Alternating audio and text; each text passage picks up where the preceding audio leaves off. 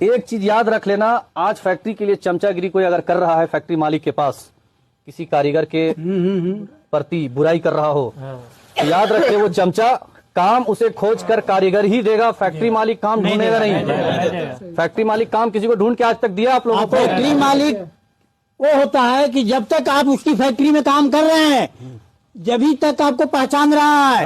अगर आप बाहर मिलिए रोड पे आपको पहचानने से इनकार कर जाएगा वो। ये है फैक्ट्री मालिक के नियम, हम बता रहे हैं आपको। ये मास्टर जी ये बताइए कि हम लोगों को यहाँ पे कहे के लिए जमा किए हैं? हाँ बताइए। ठीक है, बताते हैं, बिल्कुल बता रहे हैं। ये मीटिंग आपके लिए या मैं अपने लिए नहीं रखा हूँ, दुनिया के तमाम कारीगर के लिए रखा हूँ, मजदूरों के लिए रखा हूँ। ठीक है, पिछले 15 सालों से जो परेशानी जो तकलीफ से हम लोग जो गुजर रहे हैं, हाँ सही बात है। आप लोग इन सब चीजों से अनजान नहीं होंगे। सबका हालात एक जैसा है। ठीक है, सबसे पहला सवाल है मेरा, ज्यादा वक्त हम नहीं लेंगे आप लोगों का। सबसे पहला सवाल कि ये क्या है? 2025। ये 2025 है। ठीक है, अगर आप चाहते हैं कि इकट्ठा हो जाए और अगर आप एकजुट हो जाइएगा तो पिछले 15 सालों से जो परेशानी है वो दूर हो सकता है, अगर हम लोग एकता बना ले तो। सही कह रहे हैं आप, सही कह रहे हैं। ठीक है, एकता बहुत जरूरी है। आने वाला 2026 यानी हैप्पी न्यू ईयर्स, ये किसके लिए हो सकता है? हम लोगों के लिए नहीं हो रहा है, नहीं। हम लोगों के लिए भी हो सकता है अगर हम लोग एकजुट हो जाएं। ठीक है, दुनिया के तमाम कारीगरों के लिए बोल रहा हूँ।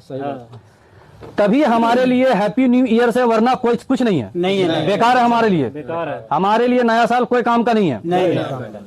ठीक है, आप लोग ये जानते होंगे जिस जगह आप काम करते हैं वो फैक्ट्री मालिक कभी आपके घर यानी जहां आप रहते हैं, जिस रूम में कमरे में कोई भाड़े पे रहता है, कभी फैक्ट्री मालिक आपके रूम पे जाकर के देखा कि आप किस तरह सोए हैं? नहीं देखा।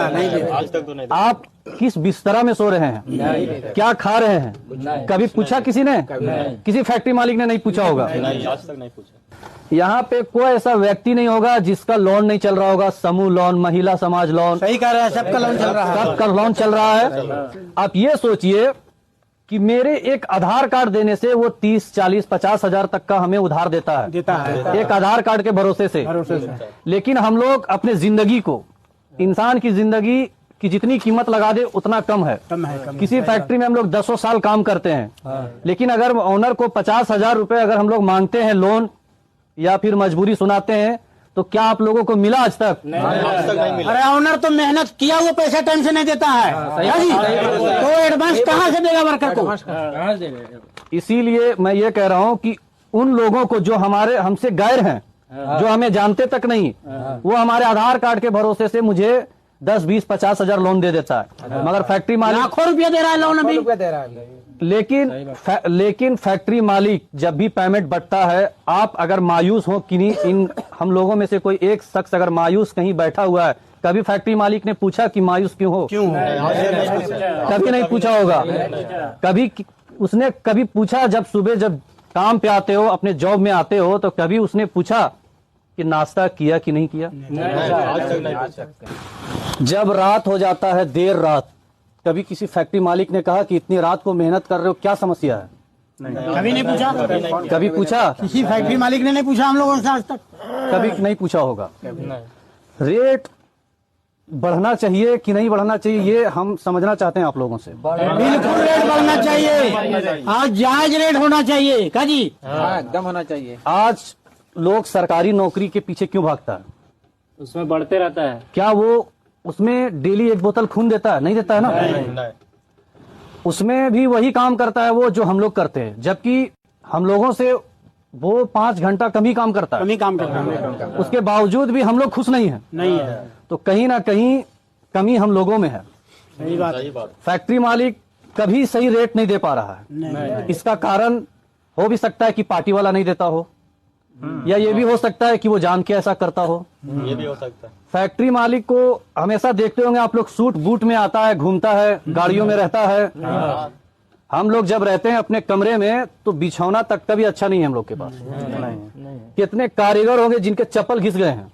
सही बात है, सही बात है। परेशानी उसके साथ ऐसा परेशानी है कि अगर कारीगर के साथ अगर फैक्ट्री मालिक बैठे या पूछे, तब उसे एहसास होगा कि क्या परेशानी से कारीगर मेरे पास काम करता है। सही बात है, सही बात है। जब आपके घर से फोन आता है तो आप लोगों को पता होगा, जब भी फोन आता है तो समस्या का ही फोन आता होगा। उसका एक रीजन है, हम लोग जो काम करते हैं उसका कोई वैल्यू नहीं दे रहा है। नहीं तेरा कोई वैल्यू कोई वैल्यू नहीं, कोई फैक्ट्री मालिक वैल्यू देते ही नहीं।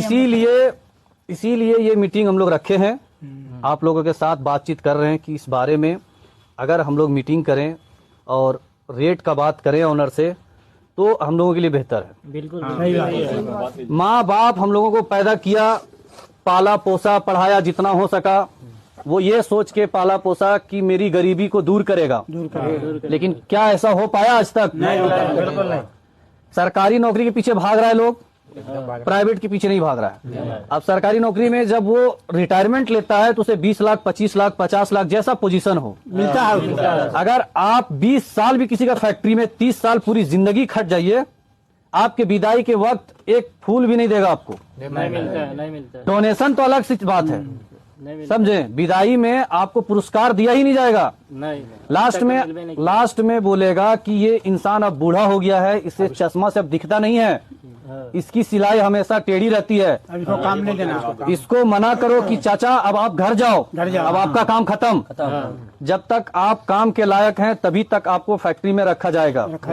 अगर आप काम के लायक नहीं है तो आपको फैक्ट्री से भगा दिया जाएगा। समझे? यही बात कर रहे हैं, बिल्कुल सही बात है। अभी यही हो रहा है आज के अभी मुंबई से फोन आया था एक कारीगर का, वो कह रहा है कि फैक्ट्री मालिक कहता है मैं ये रेट देता हूं, लेकिन हम तक पहुंचते पहुंचते हर पीस पे 2-4 रुपए कम हो जाता है। उसके पीछे एक कहानी है और वो है ठेकेदार।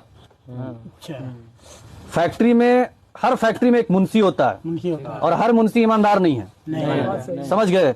उसके हाथ में पूरा पावर ऑफ फैक्ट्री रहता है और वो पावर का अपना गलत इस्तेमाल करता है।